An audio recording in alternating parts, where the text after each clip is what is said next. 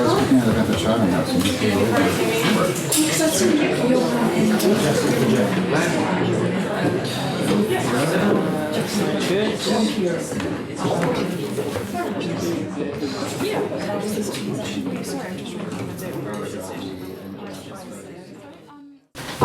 Well, thank you very much for having me. I'm going to read out a section of a little booklet called the Charter of Human Rights and Principles for the Internet. It was drafted in 2010. It's been in the public domain since then.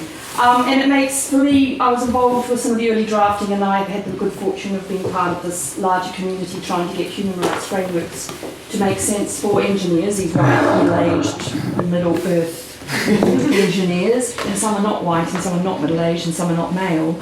Get engineers to understand rights as they code, but also to get lawyers, middle management, high court judges, try and understand the technological implications of some of the rulings they're trying to make when they themselves don't even know how to use an email. So this disconnect was part of this project. But I'm just reading it because I'm going to cut straight to the chase. Privacy and art, that's my talk. So this is why it's not my art, I'm not an artist, but somebody else's art. So in Article 8 of this little charter, we say, as enshrined in Article 12 of the Universal Declaration of Human Rights, and I quote from that UN document, no one shall be subjected to arbitrary or unlawful interference with their privacy, family, home or correspondence. Everyone has the right to the protection of the law against such interference or attacks. So the job of this charter was to try and unpack that a little bit, and only a little bit in terms of what that meant for the internet. And it goes down to A down to G. But the one that's interesting when you read it now, it came out in 2011. F, everyone has the freedom to communicate without arbitrary surveillance or interception, brackets, including behavioural tracking, profiling, and cyberstalking, end of brackets, or the threat of surveillance or interception. Any agreement regarding access to online services that includes acceptance of surveillance shall clearly state the nature of that surveillance. This is long before Snowden. Snowden is the great hero who made this public in a way that we could not do beforehand. So a lot of this stuff has been known to certain communities for a long time. So it makes quite somber reading. Very idealistic project. So anyway, let's cut to the chase. Much as that sounds very, very historically important, the UDHR was written in 1949, struggled to be recognised for a few decades after that, and has grown since then into all sorts of treaties and covenants which remain contested by major powers, remain undermined by major powers, and not so major powers. Point is that it's still a very individual Western liberal notion of privacy, the individual, the contained person sitting in this chair. And what it overlooks, and it's inevitable, is that privacy is very culturally relative, very time sensitive, and very age dependent.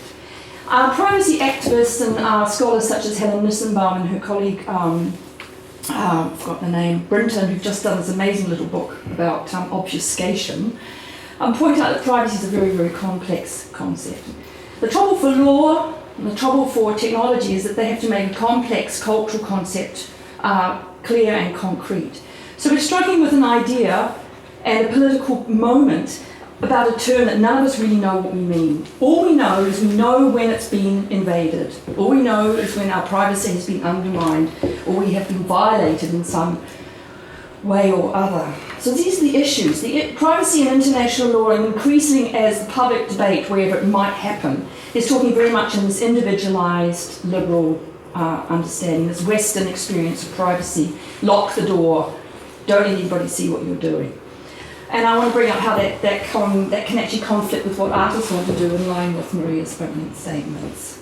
And of course, consumer rights and human rights law are based on the individual rights of what we now call the internet user. Okay. Now what's happening is that we all understand that governments and corporations have been compromising not only our individual experience of privacy in all its various expressions, but also the understanding of community and communal, the understanding of sharing. This idea that we all live in these little sort of self-contained, locked-up pockets is completely inaccurate. We are communal beings. We live in communities. We share all the time. In some parts of the world, privacy, as we understand it here, in terms of personal space or what you share about yourself, it's a completely different concept. So some of these debates about privacy online within a Western context have a lot of trouble making sense to those who don't experience it in that way.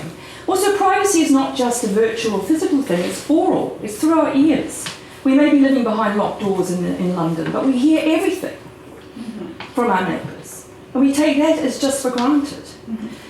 Okay, so I hope I've broken that up a little bit. And we won't even get into the issues about non-Western cultures and understanding of community and sharing, which is based on everybody knowing everything about you. It's what you do with that knowledge that matters. So it's really about the issue of consent, about non-consensual forms of tracking, watching, collecting, appropriating, deploying. What is the question of consent online? And the question of consent is that little box you have to tick in order to move forward into whatever service you want. And it's that small print that the lawyers are trying to unravel and the activists are trying to get at. That's us giving our formal consent to have Facebook, Twitter, WhatsApp, who else? Let's name another one. Whoever, the UK government, the German government, effectively do what they want because you gave consent. And that's what's at stake. Because surveillance is watching with intent. It's watching with intent. We're all watching each other all the time. But the point is at a sort of larger political level, and remember we're having this debate in the UK with the media coverage of Snowden, the media coverage of the deeper issues around privacy, online mess, what it means to be a digital native, whatever that is. It's very, very limiting, very limited and very patchy. We have a certain segment of the public media here that has no interest at all in nuancing the debate. It's either security or it's, what else is it? It's just security. State security, cyber security. There are terrible things happening out there. Okay, these are very real threats. So it depends where you live, it depends on what the debates are in the public media that affect how you see these things. So that's my second point. But the trade-off effectively, since Snowden brought it to the larger public attention, is that even those who've been born into this particular form of media and communications, who take it for granted, who stare at their phones all through class, who understand learning through microblogs, understand learning through their Facebook group, even they've started to realise that the trade-off might be getting too big a trade-off.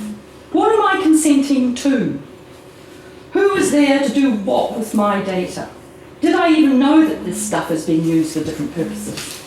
Okay, this need not be so. This need not be so. There is an alternative. The internet itself, of course, has many, many generations of applications, designs, sorts of uses, and there are many alternative ways to be online. The trouble is our discourse is being extremely restricted by this polarisation between internet freedom and internet security. I won't talk about that right now, because I know we want to later, is that correct? Okay, so I hope I made my first point. Privacy isn't just a personal matter, it's a public matter. Privacy is relative, it's culturally relative, it's time sensitive. What has this got to do with being an artist? I don't know, but I'm going to talk about artists now. Artists, what I think has got to do with being an artist is that everything we do these days as scholars, as activists, are now hooked into this huge planetary system of communications, which is extraordinarily rich, extraordinarily provocative, exciting. But now, knowing what we now know, it's trickier. Because an artist now, in order to be an artist and perform in a public space, has to be online, more or less. Okay? There are those who resist it. But Ai Weiwei's success is partly because he is so visible on the web. He is so good at deploying these technologies to get his alternative message across. And he knows how to play with these things.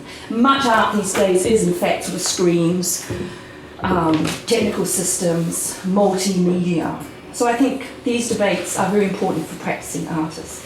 And there is someone called Simon Denny, who you may know his work, a New Zealand-born and Berlin-based artist, who has made this installation for the Venice Biennale, which is on at the moment in Venice. He did a two-part installation. And what he did was he linked the historical issues that we're talking about, the issues about excessive state surveillance mechanisms, the issues about database, data retention, secret agents, satellite bases, Snowden and his grandparents. He put it all together in an architecturally designed piece of art in the National Library in the middle of St. Mark's Square in Venice. And what he did was he rendered the Snowden files in a physical three-dimensional space you had to walk into and through. And he did it very cleverly because He used, in fact, one of the NSA's educators, a guy whose work he found online, and this guy had been developing children's games and you know, graphic novels, basically propaganda, okay, accessible propaganda. So it's kind of spooky when you go in there. Everything here is based on what he found on the web. And as you can see, it's set in this extraordinarily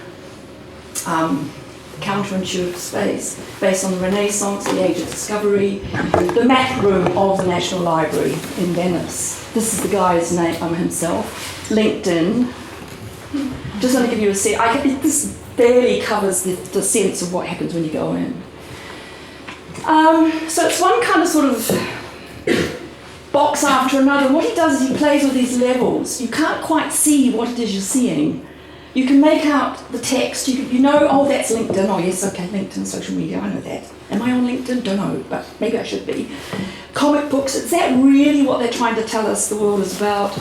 To old spy manuals, something straight out of John le Carré novels or older James Bond films. It's all real, but kind of not real. And there's this kind of surreal, hyper-real, kind of slightly jokey angle.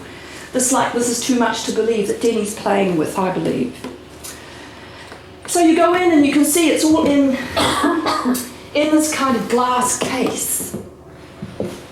And the final bit is, this is coming from the other side, the final bit is, you walk in here and you find yourself inside and you realise what he's really talking about is the kind of macro level geopolitical geographies of state-sponsored spying, espionage, old age stuff, you know, the stuff before the internet, and linking it to the microcosmos of software applications, specifically tailor-made tools that Snowden told us about have been deployed deep in the web that we can't see and don't know are working to keep track of us. Because what he's doing a very, very old-fashioned form of cooperation between the USA, the UK, Canada, Australia, and New Zealand, called Five Eyes. And I think all three panelists here hold passports, if I'm correct, dare I say? Not Ireland. No. Might as well be though. Yeah. So what he's done is, of course, he's linked the flags, so very sort of, you know, he returns to some quite old school iconography, flags, but what he'd done, the thing for me as a New Zealander, is right at the very end, those doors, which you can't go through, but it looks like you can, on the right are 3 scale models. The scale model of the NSA headquarters, which of course all the post-Snowden literature has been about, we see now splattered all over the web. A scale model of GCHQ here down the road, is it? Cheltenham, I'll say the thing. Okay. And a little scale model of a smaller satellite base called Waihopai, which is in the tip of the South Island where the wine is grown in New Zealand. This goes back to the 80s and 90s when the US wanted to set up a spy satellite, good old-fashioned physical structure so that it could beam all its, connect all its spy networks, its Star Wars programs of the 80s around the world. So what Denny does, who's a very young artist, he's born certainly in the time that the internet's become pretty much de rigueur, he's actually put together this very analogue understanding of state espionage, with this sort of everydayization of surveillance, namely watching with intent. And he's asking us to walk through this really loopy kind of exhibition in this extraordinary room full of Renaissance painting, full of these defunct maps of the world, because of course we now see and know the world in ways that these artists and these explorers did not. And there's a very sort of pop culture way, and you find you're actually being told, this is the stuff of your everyday life, and you don't even know it's happening. So he kind of leaves you with a feeling of, did I get it? And the problem with this exhibition is if you are not politicised by the Snowden files, if you're not engaged in the kind of work that we are in this room, this artwork has passed people by. They don't get it. It just looks like a bunch of kind of artefacts bundled into a glass case, you know, Snowden, NSA, surveillance, whatever. And I've talked to people who really, also from New Zealand, who just don't get it. So the real crux of the matter is there's still a huge disconnect between those who get it and those who don't get it. Right? I think Denny is playing with that tension in many ways. He's playing with lots of things. So my final point is that we have a struggle here between being in the know and then what you do about it. And not being in the know and not caring about it. And not caring about it is partly because you're not in the know, and also partly because, as we've heard earlier, everything you do. My relationship with my mother is now defined by Skype when she can manage to get it on, because somebody upgraded her operating system and now it doesn't work in the way she's used to it working. So if we're talking about out of control question mark, it comes down to sort of the problem with the individualised understanding of rights, but also the very moment perhaps where one can start to make a difference. Because as Donna Haraway said long, long ago, she'd rather be a cyborg than a goddess. And quite frankly, I'm still with Donna on that one. Okay, thank you very much.